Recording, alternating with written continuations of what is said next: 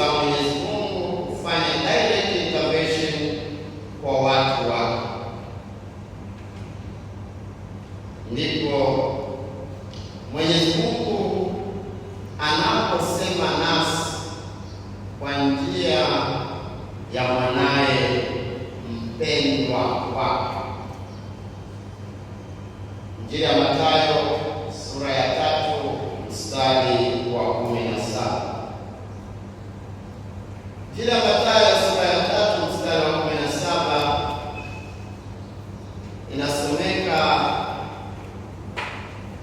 kama ifuatavyo. Injili ya Mathayo sura ya 3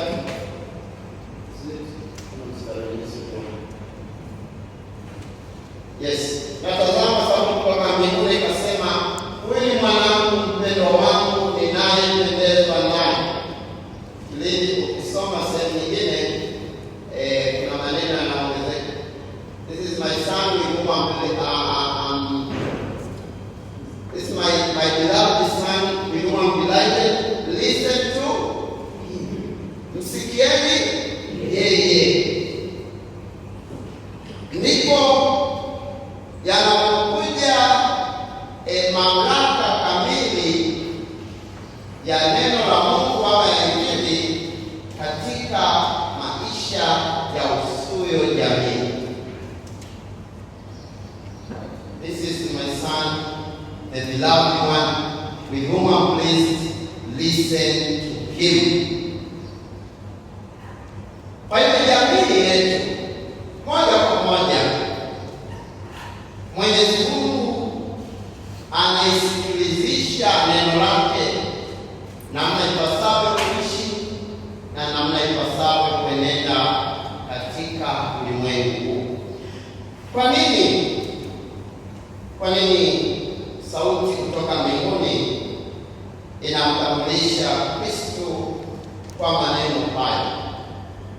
Ni kwa sababu ulimwengu tangu hapo na hata leo umekuwa na mafundisho mengi potofu juu ya mamlaka, juu ya mali, juu ya mahusiano, juu tupasavyo kuishi.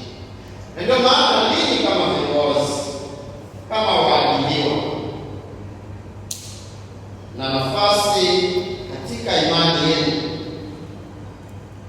katika ukatoliki wenu, katika ubatizo wenu, katika changamoto za kazi na ajira mnazokutana nazo, tunapaswa kwa the image and likeness of God, katika kauli hii ya Mwenyezi Mungu, katika sehemu ya kazi, katika nafasi yako, unapaswa kuwa mtu ambaye Mwenyezi Mungu anasema nawe kwamba ni mwanaye mpendwa, na kwamba katika nafasi yako watu waone sura ya Mwenyezi Mungu. But mind you, that is not easy. Sio rahisi. You have to suffer.